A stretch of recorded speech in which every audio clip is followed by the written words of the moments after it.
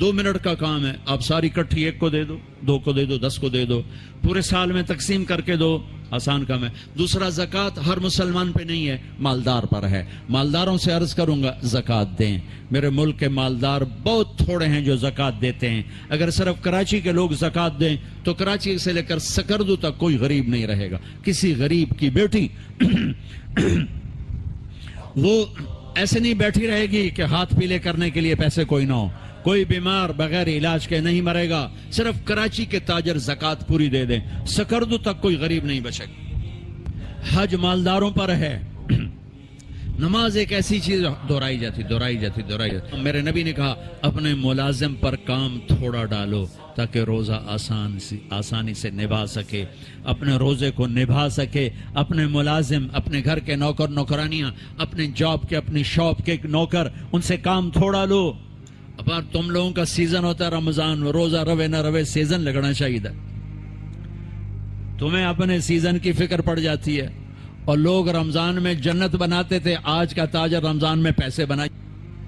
ایسے یہ جو تاجر بیٹھے ہوئے ہیں، انہیں رمضان نہیں چاہیے، ان کو رمضان کا انتظار ہوتا ہے کہ پیسے بڑے آئیں گے، رمضان آئے گا پیسے بڑے آئیں گے۔ جائے روزے جہاں سے آئے، جائے تراویح جہاں سے آسان روکڑ چاہیے، روکڑ ہے۔ اور میں نے ایک نوجوان سے کہا یار تو تبلیغ میں وقت دیا کر، کہا جی میرے بدن میں بڑی دردیں ہوتی ہیں، میں نہیں جا سکتا۔ میں نے کہا ٹھیک ہے۔ میں اسے دیکھتا تھا دکان پہ ایسے جانوروں کی طرح کام کرتا تھا، تو میں نے ایک دن کہا یار تجھے تبلیغ میں جاتے ہوئے دردیں ہوتی ہیں، اور یہ دکان پہ تو جتنا کام ہے اتنا تبلیغ میں تو نہیں، تو یہاں تمہیں دردیں نہیں ہوتی؟ کہا جی یہاں بھی ہوتی ہیں، لیکن شام کو جب نوٹ گنتا ہوں نا سارا درد چلا جاندہ ہے۔ ایویں چون نوٹاں دی مارے ساری ہم پیڑا ہیں۔ یہ جتنے ہیں نا تاجر، ان کو رمضان کا انتظار ہوتا ہے کہ پیسے بنیں گے، اس لیے انتظار نہیں ہوتا کہ بخشش ہوگی، اللہ راضی ہوگا، جنت ملے گی، روزے رکھیں گے۔ دیکھو رمضان، لفظ رمضان میں غور کرو، رمضان 12 مہینے، 11 مہینوں کے نام عربوں نے رکھے، اور اس روزے کے مہینے کا نام اللہ نے رکھا۔ محرم، صفر، ربیع الاول، ربیع الثانی، جمادی الاولی، جمادی الثانی، رجب، شعبان، رمضان، شوال، ذوالقعدہ، ذوالحج۔ یہ 11 میں سے جو 12واں مہینہ ہے رمضان۔ اس کا قرآن میں ذکر آیا، شہر رمضان الذی انزل فیہ القرآن۔ اور اللہ نے قرآن کی تلاوت کی تھی جب زمین آسمان بھی نہیں بنے، تو عرب کتوں آ گئے، ٹھیک ہے؟ تو اللہ نے اس مہینے کا نام رمضان رکھا۔ رمضان کس لیے رکھا؟ رمضان کا مطلب بڑا عجیب و غریب ہے۔ رمضان کا مطلب ہے جل جانا، کبھی سنا؟ جل جانا۔ رمض یرمض، صلاة الاوابین حین ترمض الفصال، مسلم شریف کی روایت۔ جلنا، جلنا، رمضان جلنا۔ یہ روزے اور اس لفظ رمضان جلنے میں کیا جوڑ ہے؟ کیا جوڑ ہے؟ جوڑ یہ ہے سبحان اللہ کہ بھوک اور پیاس اندر میں آگ لگاتے ہیں، آگ لگاتے ہیں، ٹھیک ہے؟ آگ کا کیا کام ہے؟ جو چیز ڈالو، بھسم، کاغذ ڈالو، پرزہ ڈالو، لوہا ڈالو، لکڑ ڈالو، کپڑا ڈالو، مٹی تے سوا بن گئی، ٹھیک ہے؟ تو یہ جو بھوک اور پیاس، اور اب جون کا رمضان ہے تو بھوک پیاس عروج پر ہوگی، اس سے آگ بھی عروج پر ہوگی۔ اس آگ میں جو میرے اندر جلتی ہے بھوک اور پیاس کی وجہ سے، اس میں اللہ کیا کرتا ہے؟ اس میں اللہ روزانہ پچھلے سال کے گناہ ڈالتا ہے اور جلاتا ہے۔ آگ جل رہی، گناہ ڈالو، جل گئے، ڈالو، جل گئے، ڈالو، جل گئے، ڈالو، جل گئے، ڈلتے گئے، ڈلتے گئے، ڈلتے گئے۔ آخری روزے پورے سال کے جتنے گناہ تھے سارے جلا کے اللہ اسے پاک صاف کر دیتا۔ چل میرا بندہ موج کر، پچھلے سب معاف، سب معاف۔ تو ہمارے سارے پکوڑے والوں کو شوق چڑھا ہوا، رمضان آئے پکوڑے وکن گے، سموسے والے آندے پہ رمضان آوے سموسے وکن گے، جتیاں والے آندے پہ عید آوے جتیاں وکن گیاں۔ وہ کسی کو یہ شوق ہی نہیں کہ بخشش ہوگی، اللہ راضی ہوگا، جنت ملے گی، اللہ کی محبت میں بھوک لگے گی، اللہ کے عشق میں پیاس لگے گی. وہ بھوک اور پیاس کی جو تڑپ اور کسک ہے، پھر ہم ہاتھ اٹھا کے اللہ سے مانگیں گے. ہم کہیں گے یا اللہ، تو عرش کے دروازوں تک میری پکار جائے گی، ساتوں آسمان میری پکار سے گونج اٹھیں گے. مجھے یقین ہے کہ میرا اللہ کہتا ہے، میرا نبی فرماتے ہیں کہ اللہ رمضان میں سارے آسمان کے فرشتوں سے فرماتا ہے روزے رکھنے والوں کی دعا پر آمین کہو. عرش کے فرشتوں سے اللہ فرماتا ہے میری تسبیح چھوڑ دو، رمضان کے روزے رکھنے والوں کی دعا پر آمین کہو، آمین کہو. عرش فرش میں گونج اٹھتی ہیں میری دعائیں، میری صدائیں. آہا، میرے نوحے، میرے گریے ہلا دیتے ہیں. اگر بھوک پیاس میں مزے آ رہے ہوں کہ واہ یا اللہ تو نے کہا تھا نا، دیکھ میں بھوک سے بیٹھا ہوں. اس لیے افطار کے وقت دعا کیوں قبول ہے؟ افطار کے وقت کھانا سامنے ہے، پانی سامنے ہے، اور آواز کان لگے ہوئے ہیں سائرن کی آواز پر، تو اللہ کہتا ہے یہ فرشتہ، یہ میرے بندے، کھانا بھی سامنے ہے، پانی بھی سامنے، یہ کیوں نہیں کھا رہے، یہ کیوں نہیں پی رہے؟ بولو کہ یا اللہ تیری محبت، میری محبت، چلو تم گواہ رہو، میں نے معاف کیا. چل میرا بندہ مانگ، کھانے سے پہلے مانگ. وہ وقت مانگنے کا ہوتا ہے، پکوڑے کھانا دا نہیں ہوتا، سموسے دھکن دا نہیں ہوتا. سموسے، پکوڑے، کچوریاں، 500 چیزاں تا اندر پا لیندے ہو. سارے روزے دی تباہی پھیر کے رکھ دیتے. ایک مہینے کے لیے اوور آلنگ ہے، اوور آلنگ، ٹیوننگ ہے، ٹیوننگ. تھوڑا کھاؤ، تھوڑا کھاؤ، تھوڑا کھاؤ. ٹھنڈے شربت مت پیو، ٹھنڈے شربت مت پیو افطاری کے وقت. بعد میں پینا تو پی لو، این افطاری کے وقت اپنے اوپر ظلم مت کرو. سارے دن کا انجن گرم ہے، ایک دم اس کے اوپر برف پھینکتے ہو. تھوڑی دیر صبر کر کے سادہ پانی پی لو، نماز پڑھ لو، پی لو. لیکن این روزے کے وقت بچو تلی ہوئی چیزوں سے، کراری چیزوں سے، مسالے دار چیزوں سے، ثقیل چیزوں سے بچو. ہلکا پھلکا رکھو پیٹ کو، ہلکا پھلکا، تاکہ روزے کا مقصد حاصل ہو کہ جسم پاک ہو، غلاظتوں سے، گندگیوں سے پاک ہو، صاف ہو. ہاں، اور اپنے دل کو بھی صاف. رمضان میں سب کی بخشش ہو جاتی، سب کی. 4 نہیں بخشے جاتے، 4 آدمی نہیں بخشے جاتے، 4 قسم کے مرد عورت سب کی بخشش ہو جاتی، سب کی. 4. اللہ تعالی ہماری حفاظت فرما لے. کسی بھائی میں یہ عیب ہے، ابھی سن کے توبہ کر لینا. شراب پینے والا، مستقل شراب پینے والا، رمضان میں بخشش نہیں. ماں باپ کا نافرمان، ماں باپ کا نافرمان.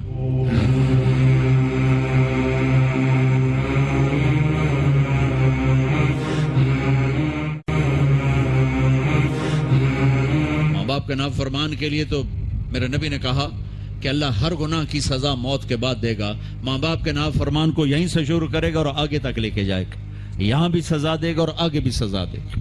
صرف ایک گناہ دنیا میں ایسا ہے، کفر شرک کی سزا بھی موت کے بعد. زنا، شراب، جوے کی سزا، سود کی موت کے بعد ہے. ایک گناہ ماں باپ کی دل آزاری، دل دکھانا، اللہ یہاں سے یہ سزا شروع کرتا ہے اور آخر تک پہ چلاتا ہے اس کو. میرے نبی سے پوچھا گیا یا رسول اللہ قیامت کب آئے گی؟ آپ نے کہا اللہ کو پتہ ہے. کہ کوئی نشانی بتائیں؟ کہ جب ماؤں کو ذلیل کیا جائے گا قیامت آ جائے گی. ماں باپ کا نافرمان. تیسرا کون ہے؟ رشتہ داروں سے لڑنے والا. کبھی بھائی سے لڑا، کبھی بہن سے لڑا، کبھی خالہ سے، کبھی چاچے سے، کبھی مامے سے، کبھی تائے سے، کبھی پھوپھی سے. قریبی رشتوں سے لڑنے والا اور تعلق توڑنے والا، اس کی بخشش نہیں ہوگی. چوتھا کون ہے؟ کینہ رکھنے والا. کینہ، شہن. ایک ہوتا ہے بغض، ایک ہوتا ہے کینہ. شہن، بغض، شہن. بغض کیا ہے؟ بغض کیا ہے؟ کہ مجھے انصر بھائی سے نفرت ہے، یہ بغض. اور کینہ کیا ہے؟ کہ میں ان کو نقصان پہنچانا چاہتا ہوں، نفرت کے ساتھ ان کی ٹانگیں کھینچنا چاہتا ہوں، اس کو کینہ کہتے ہیں. تو یہ 4 برائیاں معاف نہیں ہیں. ہاں کوئی توبہ کرے تو سب معاف ہو گیا، سب معاف ہو گیا، سب معاف ہو گیا. تو اللہ نے ہمیں رمضان کا مہینہ دیا ہے جہنم کے دروازے بند ہو جائیں گے، جنت کے دروازے کھل جائیں گے، فرض 70 فرض کے برابر ہو جائے گا، نفل فرضوں کے برابر ہو جائے گا، تراویح کے ہر سجدے پر 1500 نیکی لکھی جائے گی، ہر سجدے پر 1500 نیکی لکھی جائے گی، 20 رکعت 40 سجدے 60,000 روزانہ۔ یہ بہت بڑا کلب مجھے نظر آیا۔ یہ یہاں باہر ایک چھوٹا سا پرچہ لگا دیں کہ جو یہاں آ کے تراویح پڑھے گا ہر سجدے پر اس کو 150 روپیہ دے، 150 چھوڑو 15 روپے دیے جائیں گے، ہر سجدے پہ 15 روپے دیے۔ ایتھے ویکھا جی لڑائیاں کیویں ہوندیاں، اے سارے پوترے دادیاں نو چاہتے لے آون گے، دو ترے نانیاں نو چاہتے، نانی ٹر اج تراویح تینوں پڑھاون، دادے نانے نو پوچھدا کوئی نہیں، انہاں دی عید ہو جاونی، تسی ایتھے اعلان کر کے لکھ دیو بے جڑا ایتھے آوے گا انہوں اسی فی سجدہ 15 روپے دیواں گے۔ ایتھے پھر سوٹے ویکھے جے کیویں چل دے۔ میرے نبی، میرے محبوب، او میرے پیارے اور میرے اللہ کے پیارے دلارے، راج دلارے، وہ کہہ رہے ہیں او میری امت 1 گھنٹہ لگا لو، 1 گھنٹہ 40 سجدے، ہر سجدے پہ 1500 نیکی، 60,000 نیکیاں، اور ہر سجدے پر جنت میں ایک سرخ یاقوت کا محل، اور ہر سجدے پر جنت میں ایک درخت جس کے نیچے 100 سال گھوڑا دوڑ سکتا ہے۔ اتنے تھوڑے وقت میں اتنی کمائی۔ اب 8 تراویح پڑھ کے آدھی مسجد خالی جا رہے ہو، کتنے جا رہے ہو، کی کرن جا رہے ہو؟ کوئی کام نہیں، 8 پڑھ کے جوتا اٹھا کے جا رہے ہیں۔ اے بھائی پڑھ لو، سال کے بعد آیا ہے موقع اللہ سے لینے کا، اور ہر سجدے پر یہ کچھ اللہ دے رہا ہے۔ اور پھر جب آخری رات ہوتی تو اللہ فرماتے ہیں میرے فرشتوں، میرے بندوں کی رات کی تراویح اور دن کا روزہ، اس کے بدلے میں نے ان کے پچھلے سارے گناہ معاف کر دیے۔ اور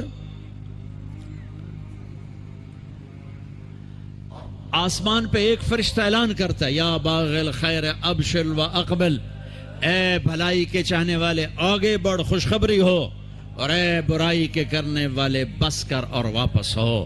اور اللہ کا عرش مستقل پہلے آسمان پہ آ جاتا ہے، عرفات کے دن صرف عرفہ کے دن پہلے آسمان پر، لیکن رمضان میں پورا رمضان عرش پہلے آسمان پر۔ اور میرے اللہ کا اعلان ہے، کوئی بخشش چاہنے والا ہے، کوئی توبہ کرنے والا ہے، کوئی رزق لینے والا ہے، کوئی سوال کرنے والا ہے، کوئی دنیا اور آخرت کی حاجت لینے والا ہے، کوئی مانگنے والا۔ ہر وقت اللہ کی طرف سے اعلان ہوتا ہے اس مہینے کو کمائی بناؤ، دنیا کماؤ، حلال کمانا کو میں تو ویسے مذاقن کہہ رہا ہوں، ہر ایک دنیا کمانا کوئی منع تھوڑا ہی، حلال کمانا کوئی منع تھوڑا ہی ہے، لیکن ایسی کمائی میں نہ لگو کہ روزے پہ زد پڑے، تراویح پہ زد پڑے، تلاوت پہ زد پڑے۔ میرے نبی پاک صلی اللہ تعالی علیہ وسلم رمضان میں قرآن کی تلاوت بڑھا دیتے تھے۔ قرآن رمضان کا سب سے بڑا وظیفہ، جی کوئی وظیفہ دسو، کوئی وظیفہ دسو، لوگ پوچھتے ہیں جی رمضان کا کوئی خاص وظیفہ بتا رہا ہوں۔ رمضان کا خاص وظیفہ قرآن کی تلاوت، رمضان کا خاص وظیفہ قرآن کی تلاوت، قرآن کی تلاوت، قرآن کی تلاوت، جتنا پڑھ سکتے ہو پڑھتے جاؤ، پڑھتے جاؤ، پڑھتے جاؤ، پڑھتے جاؤ۔ میرا ایک ساتھی ہے مولوی ثناء اللہ، وہ ایک دن میں پورا قرآن ختم کرتا ہے، ایک دن میں پورا قرآن، ایک دن میں پورا قرآن، پورے رمضان میں 30 قرآن ختم کر دیتے۔ سوائے اس کے بیمار ہو جائے تو کوئی بیمار ہو جائے تو 10 پارے، ورنہ پورا قرآن، رمضان قرآن، پورا قرآن۔ تو چلو ہم پورا قرآن نہیں پڑھتے، کچھ تو پڑھو، سارے سال نہیں پڑھا، کچھ تو پڑھو۔ رمضان کا وظیفہ قرآن کی تلاوت، رمضان کی تسبیح قرآن کی تلاوت، رمضان کی خدمت، روزے افطار کرواؤ، سحری کھلاؤ، افطاری کراؤ، غریبوں کو مدد کرو، زکوٰۃ دو، اپنے مزدوروں سے کام تھوڑا لو، گھر کے نوکروں سے کام تھوڑا لو۔ اور رمضان کی سب سے بڑی بات، آپس میں بغض سے دل صاف کرو۔ لڑے ہوئے ہو، رمضان آنے سے پہلے جیسے لوگ حج پر جانے سے پہلے نہیں فون کرتے ہیں، صلح کرتے ہیں، اتنا ہی ضروری ہے رمضان سے پہلے میں دل صاف کر لوں، میں معاف کر دوں، میں معافی مانگ لوں، زیادتی کی ہے تو معافی مانگ لوں، کوئی معافی مانگنے آیا تو معاف کر دوں، میرا دل صاف ہو، کسی سے بغض نہ ہو، کسی سے کینہ نہ ہو، کسی کا حسد نہ ہو، کسی سے رنجش نہ ہو، دل صاف کرو۔ صاف دل اللہ کا عرش بن جاتا ہے، اللہ کا عرش بن جاتا ہے، اللہ کا عرش بن جاتا ہے۔ ایک دوسرے کو معاف کرو، جس سے لڑے ہوئے معاف کر دو، زیادتی کرنے والے کو معاف کر دو۔ میرے نبی کا فرمان ہے تصل من قطعک وتعطی من حرمک وتعف عن من ظلمک، جو توڑے اس سے جوڑو، جو نہ دے اسے دو، جو زیادتی کرے اسے معاف کرو۔ یا رسول اللہ یہ تو بڑا مشکل کام ہے، میں ایسے ہی ایک سوال اٹھا رہا ہوں، یا رسول اللہ یہ تو بڑا مشکل کام ہے، تو میرے نبی فرما رہے ہیں تو میری ضمانت ہے، میں گارنٹر، میں ضامن، تم اپنے اخلاق اچھے کرو، میں تمہیں جنت الفردوس میں گھر لے کر دوں گا، جنت الفردوس میں گھر لے کر دوں گا، تم اخلاق اچھے کرو۔ یہ اخلاق کی انتہا کیا ہے؟ جو توڑے جوڑو، جو نہ دے دو، جو محروم کرے عطا کرو، جو زیادتی کرے معاف کرو۔ یہ اسلامی معاشرہ نمازوں سے نہیں بنتا، روزے سے نہیں بنتا، تسبیح سے نہیں بنتا، اسلامی معاشرہ اچھے اخلاق سے بنتا ہے، اچھے اخلاق سے بنتا ہے، اچھے اخلاق سے بنتا ہے۔ ان بیویوں سے کہتا ہوں اپنے خامند کو سب سے زیادہ عزت اہمیت دو۔ شادی کے بعد ماں باپ کا حق پیچھے، بہن بھائیوں کا حق پیچھے، حتیٰ کہ اولاد کا حق بھی پیچھے ہے، اور خامند کا حق پہلے ہے۔ بہت سی عورتیں اپنی نادانی کی وجہ سے ماں باپ کے پیچھے لگ کر اپنے خامند کو چھوڑ دیتی ہیں، خامند کو ذلیل کر دیتی ہیں، اپنے بچے کے پیچھے لگ کے اپنے بچوں کی وجہ سے اپنے خامند کو بے عزت کرتی ہیں۔ بہت سے باپ اپنے بچوں کی وجہ سے بیوی کو بے عزت کرتے ہیں، یا اپنے ماں باپ کی وجہ سے بیوی کو بے عزت کرتے ہیں۔ یہ سب بے اعتدالیاں میرے معاشرے میں ہیں۔ اللہ کا واسطہ دیتا ہوں، ایک دوسرے کو عزت دو، رشتوں کو عزت دو۔ ہر ایک کا اپنا مقام ہے، ہر ایک کو اپنے مقام پر رکھو۔ ماں باپ کی وجہ سے بیوی کو بے عزت نہ کرو، بیوی کی وجہ سے ماں باپ کو بے عزت نہ کرو، بیوی اپنے ماں باپ کی وجہ سے خامند کو بے عزت نہ کرے۔ یہ وہ رشتہ ہے جس میں اولاد بھی نہیں داخل ہو سکتی، اولاد کو بھی پیچھے کیا گیا ہے خامند اور بیوی کے رشتے میں۔ اور یہ وہ رشتہ ہے جس سے میرے اللہ نے اپنی نشانیوں میں سے ایک نشانی بتایا ہے، ایک نشانی من آیاتہ ان خلقکم من تراب۔ میں ٹپس پڑھتا ہوں آیات کے، ساری آیت نے میری بہت بڑی نشانی تو میں مٹی سے بنایا۔ واقعی نشانی ہے نا بھائی؟ ارے بولو۔ من آیاتہ خلق السماوات والارض، میں نے ایک آیت چھوڑ دی، بعد میں پڑھوں گا۔ میری بہت بڑی نشانی زمین آسمان کا بننا، واقعی بہت بڑی نشانی۔ من آیاتہ منامکم باللیل والنہار، میری بہت بڑی نشانی تمہارا سو جانا اٹھنا، واقعی بہت بڑی نشانی۔ من آیات والبرق خوفا وطمعا، میری بہت بڑی نشانی بادل، بجلی، گرج، بارش، واقعی۔ من آیاتہ ان تقوم السماء والارض بامرہ، میری بہت بڑی نشانی زمین آسمان کھڑے ہوئے ہیں۔ من آیاتہ ان یرسل الریاح مبشرات، میری بہت بڑی نشانی کہ گرم ہوائیں ایک دم ٹھنڈی ہو کر بادل لے کر آتی ہیں۔ اب میں وہ آیت پڑھتا ہوں جو میں نے چھوڑ دی تھی، اور جو شاید آپ نے اس اینگل سے کبھی سوچا نہ ہو کہ اللہ کس چیز کو اپنی نشانی کہہ رہا ہے اور کتنی بڑی بڑی نشانیوں میں اس کو لا رہا ہے۔ میری بہت بڑی نشانی مٹی سے بنایا، میری بہت بڑی نشانی زمین آسمان بنایا، میری بہت بڑی نشانی جاگنے سونے کا سلسلہ بنایا، میری بہت بڑی نشانی بارش، بجلی، گرج، چمک، میری بہت بڑی نشانی زمین آسمان کا تھمے رہنا، میری بہت بڑی نشانی ہواؤں کا بادل لانا۔ اب سنو، من آیاتہ ان خلق لکم من انفسکم ازواجا لتسکنوا الیہا وجعل بینکم مودۃ ورحمہ ان فی ذلک لآیات لقوم یتفکرون۔ اللہ اکبر۔ صرف یہاں یتفکرون کا لفظ اللہ لے کر آئیں کہ غور کرو گے تو پتہ چلے گا نشانی کیا۔ میرا اللہ کہہ رہا ہے کہ میری بہت بڑی نشانی ہے کہ میں نے خامند اور بیوی کا رشتہ بنایا۔ کبھی یہ اس طرف دھیان گیا ہے کہ یہ جو ہم خامند بیوی بیٹھے ہیں یہ اللہ کی بہت بڑی نشانی، کبھی خیال ہے؟ اللہ اکبر۔ اللہ نے ماں باپ کا رشتہ بنایا، اسے نشانی نہیں کہا۔ اللہ تعالیٰ نے اولاد کا رشتہ بنایا، اسے نشانی نہیں کہا۔ اللہ نے دادے پوتے بھی جتلائے، اسے نشانی نہیں کہا۔ اللہ نے پھوپھی خالہ بھی بتائیں، دادیاں نانیاں بھی بتائیں، اسے اللہ تعالیٰ نے نشانی نہیں فرمایا. نشانی کسے فرمایا؟ خامند اور بیوی، یہ میں نے رشتہ بنایا، یہ میری کتنی بڑی نشانی ہے. اس ایک رشتے کو باقی رکھنے کے لیے سینکڑوں آیات ہیں، سینکڑوں آیات. اور طلاق سے نفرت کا اظہار. میرے نبی نے کہا علی طلاق سے بچنا. جب طلاق دی جاتی اللہ کا عرش کانپ اٹھتا ہے. ناجائز طلاق، بے جا، ضرورت کی وجہ سے طلاق لی بھی جا سکتی ہے، دی بھی جا سکتی. یہ میں ایک اضافہ کروں گا. بہت سی بچیاں نہیں گزارا ہو رہا، خامند بدتمیز ہے یا سسرال ظالم ہیں، وہ کہتی ہیں ماں سے میرا گزارا نہیں ہو رہا، میری جان چھڑا دو. نہیں بیٹی، گزارا کرنا ہوگا، صبر کرنا ہوگا، گزارا کرنا ہوگا، یہیں رہنا ہوگا. یہ ماں باپ کا ظلم ہے، یہ ماں باپ کا اپنی اولاد پر ظلم ہے.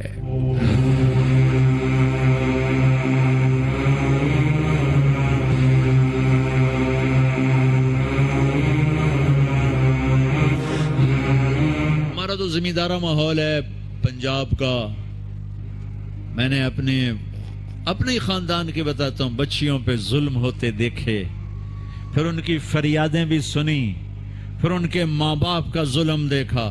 اتنا ہی رہنا ہے، اتنا ہی گزارا کرنا ہے، بس اساں ایک باری تیرا کر دیتا ہے، ہن اساں کوئی نہیں کرنا، پیچھا مڑ کے نہ پیا میں، جی میں کرنا ہی کر، ساڈا کوئی ذمہ نہیں. ماں باپ کہتے ہیں، ماں باپ کہتے ہیں. اور وہ ماہی بے آب، مچھلی پانی کے بغیر تڑپتی ہے، اس طرح اس کا دن اور رات ہے. زندہ کی کھال کھچ رہی ہے، اس طرح اس کا دن اور رات ہے. اور ماں باپ کا جبر، گزارا کرنا ہے، گزارا کرنا. تینوں بعد کون تیرا رشتہ کتوں آئے گا، تیری شادی کتوں کریں گے؟ ابھی تو اس کو ذبح ہونے سے بچا لو. کل تو اللہ نے ہمیں اس کا مکلف ہی نہیں کیا کہ کل کیا ہوگا. کل کو آنے تو دو، پتہ نہیں کل کا دن ہے بھی نہیں کہ ہمارے مقدر میں یا نہیں. ہم کل کے لیے اپنی بچیوں کو ذبح کر دیتے.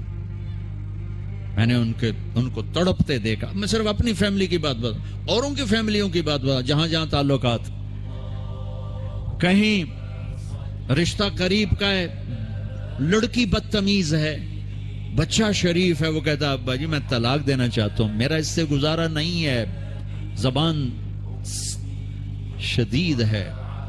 آئے میرے بھائیو، گھروں کی بربادی مالدار ہو یا غریب ہو، برے اخلاق سے ہوتی، برے اخلاق سے ہوتی. دو واقعے اوپر نیچے ہوئے. ایک خاتون ملی، مجھے تعارف کرایا گیا کہ ایک خاتون آ رہی ہیں، ان کے خامند کھربوں پتی ہیں، کھربوں پتی. ٹھیک ہے جی آؤ.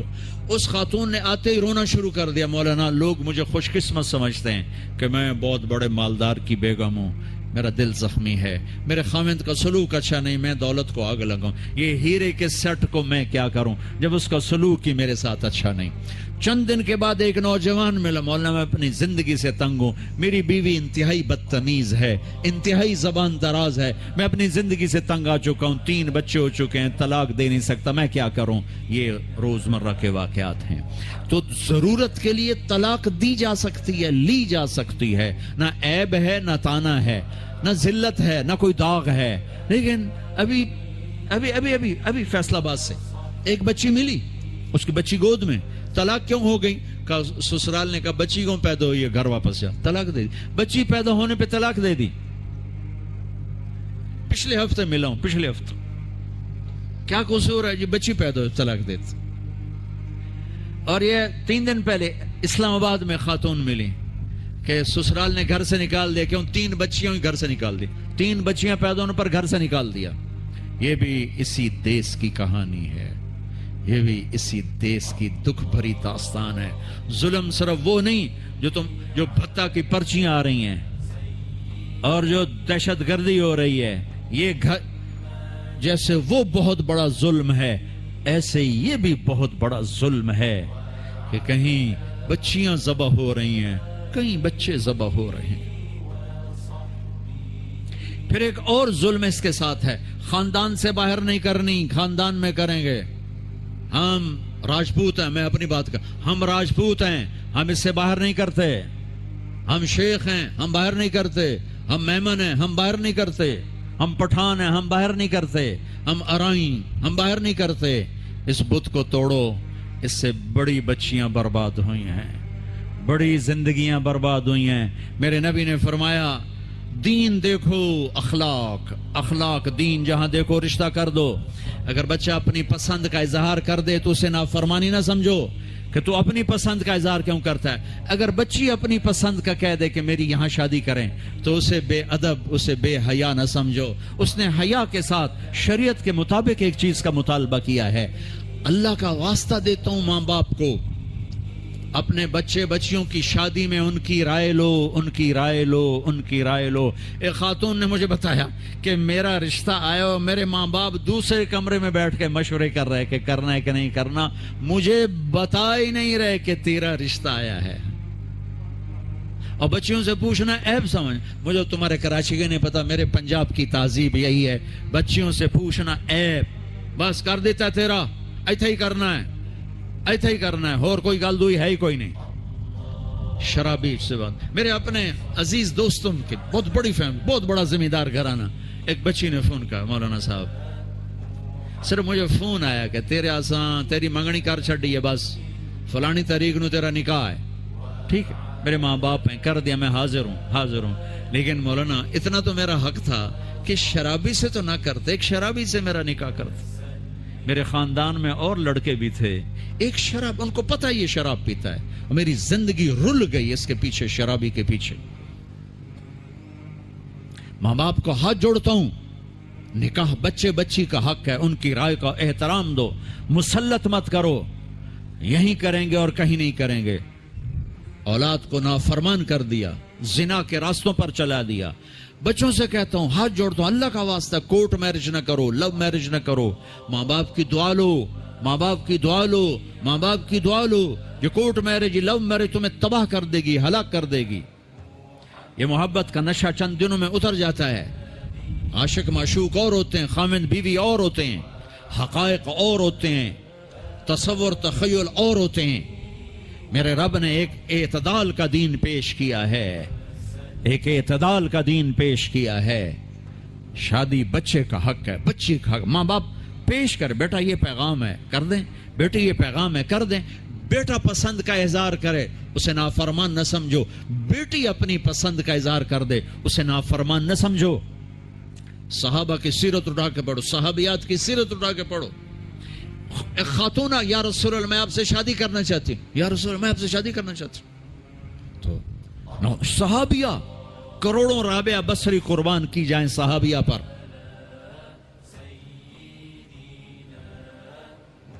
ہاں، میرے نبی نے خاندان کا بت توڑا، اپنی قوم میں شادی کی۔ حضرت عائشہ قریش، حضرت حفصہ قریش، حضرت سودا قریش، ام حبیبہ قریش۔ ام حبیبہ دشمن خاندان سے، بنو امیہ، ابو سفیان کی بیٹی، ابو سفیان دشمن، اس کے گھر شادی کی، اس بت کو توڑا ہے۔ پھر قریش سے باہر نکلے عرب، میمونہ رضی اللہ تعالیٰ، ہلالیہ، جویریہ رضی اللہ تعالیٰ، بنو مستلق، زینب بنت جہش قریش، زینب بنت خزیمہ قریش، ام سلمہ قریش، باہر نکلے۔ زینب میمونہ ہلالیہ قریش سے باہر، جویریہ بنو مستلق قریش سے باہر۔ پھر ایک قدم آگے عربوں کے باہر شادی کی، یہودیوں میں، حضرت صفیہ، یہود، بنو قریظہ۔ آپ جانتے تھے کہ میری امت یہ بت کھڑے کرے گی، یہ بت کھڑے کرے گی، بچیاں بوڑھی ہو جائیں گی، کہیں گی بس راجپوت ملے گا تو کریں گے نہیں تو نہیں، میمن ملے گا تو کریں گے نہیں تو نہیں، شیخ ملے گا تو کریں گے نہیں تو نہیں۔ یہ پتہ نہیں کتھوں آ گئے جٹ بٹ نٹ، کتھوں کٹھے ہو گئے۔ قومیں تو پہچان کے لیے ہیں، نہ کہ ان دیواروں کو کھڑا کرنے کے لیے۔ پھر اپنی بچیوں کو سنو، میرے نبی نے حضرت زینب کا رشتہ کیا، ابو العاص بنو امیہ، دشمن خاندان، حضرت رقیہ، حضرت عثمان بنو امیہ، حضرت ام کلثوم، حضرت عثمان بنو امیہ، مخالف دھڑے میں حضرت عثمان اپنا دھڑا چھوڑ کے آ گئے، لیکن پیچھے نسبت تو بنو امیہ ہے. ایک بچی فاطمہ اپنے گھر میں دی علی کو، اور وہ بھی کیسے دی؟ ایک حدیث سناؤ، میرے نبی نے فرمایا ما تزوجت وما زوجت الا بوحی من السماء نزل به جبریل. میں نے جہاں شادی کی، میں نے جہاں بیٹی دی، پہلے آسمان سے جبریل آیا، حکم سنایا، پھر میں نے قدم اٹھایا. ٹھیک ہو گیا؟ ٹھیک ہے. اب حضرت علی رشتہ لے کر آئے، رشتے کا پیغام لے کر آئے، اور آ کر چپ کر کے بیٹھ گئے. آپ نے فرمایا، آپ کو تو پتا تھا علی کیوں آئے بیٹھے. آپ نے کہا علی کیسے آئے؟ چپ، شرم کی وجہ سے. 21 سال عمر تھی حضرت فاطمہ کی، 15.5 سال. پھر آپ نے خود کہا علی فاطمہ کے رشتے کے لیے آئے ہو؟ جی. تو آپ نے کہا انشاءاللہ انشاءاللہ، اور یہ کہہ کر اٹھ گئے. تو حضرت علی بڑے پریشان سے اٹھے اور باہر آ گئے. باہر صحابہ انتظار کر رہے تھے کہ کیا بنتا ہے. صحابہ نے پوچھا کیا ہوا؟ کہا انکار. کہیں انکار؟ وہ کیسے؟ کہا کچھ بھی نہیں بولی. تو عبد الرحمن بن عوف کہنے گے کچھ تو بولے ہوں گے. کہا انشاءاللہ کہا تھا. کہا تو ہو گیا. کہا وہ کیسے؟ کہا نبی کا انشاءاللہ ہاں ہوتا ہے. اچھا اب یہ انشاءاللہ کیوں کہا؟ یہ کیوں نہیں کہا کہ ہاں ہو گیا؟ آسمان سے وحی آ چکی ہے، جبریل آ چکا ہے کہ فاطمہ علی کے لیے ہے، یہ جوڑا طے ہو چکا ہے. پھر ہاں کیوں نہیں کی؟ ارے آپ کو سمجھانے بتانے کے لیے. سنو میں کیا فریاد کر رہا ہوں. صرف عبادات کا نام اسلام نہیں ہے، یہ سب اسلام بیان کر رہا ہوں. میرے نبی گھر آئے، فاطمہ جیسی جنت کی شہزادی کو بلایا. بیٹی فاطمہ، علی کا رشتہ آیا ہے، ہاں کر دو. کیا وحی کے آنے کے بعد بھی پوچھنے کی ضرورت تھی؟ جب اللہ کہہ چکے ہیں کہ فاطمہ علی کے لیے ہیں، اور آسمان سے جبریل آ چکے ہیں کہ یہ رشتہ آسمانوں پہ طے ہو چکا ہے، پھر یہ کیوں کہا فاطمہ بیٹی علی کا رشتہ آیا ہے، ہاں کر دوں؟ یہ کراچی والوں کو سکھانے کے لیے، قیامت تک کی امت کو سکھانے کے لیے کہ بیٹیوں سے پوچھا جاتا ہے کہ یہ شادی بیٹی کا حق ہے، یہ نکاح بیٹے کا حق ہے. یہ ایجاب قبول ماں باپ کرتے ہیں یا لڑکا لڑکی کرتے ہیں؟ اور ایجاب قبول کے بغیر نکاح ہو سکتا ہے؟ میرے ایک دوست ہیں چودھری رفاقت منڈی باؤدین، ان کے گاؤں کا ایک بچہ چھوٹی عمر میں بسوں پہ وہ نوکری پہ لگ گیا، وہ کنڈکٹر بن گیا، کلینر کنڈکٹر. وہ ساری زندگی اس میں گزر گئی. استاد جی آن دے، استاد جی جان دے، استاد جی کٹ لو، استاد جی آگے چلو، استاد جی پیچھے چلو. اس کی شادی ہونے لگی. یہ میں لطیفہ نہیں سنا رہا ہوں، صحیح واقعہ سنا رہا ہوں. منڈی باؤدین. اچھا مولوی صاحب آخیا ہاں بھائی پترا فلانے دی دھی تے اے او دا نام تے اے او دا پیو تے اتنا مار میں تینوں دتی تو قبول کیتی؟ تو آخر لگا جی آن دیو. تو اس کے بھائی نے اس کو کون نہیں ماری، کہندا جی جان دیو.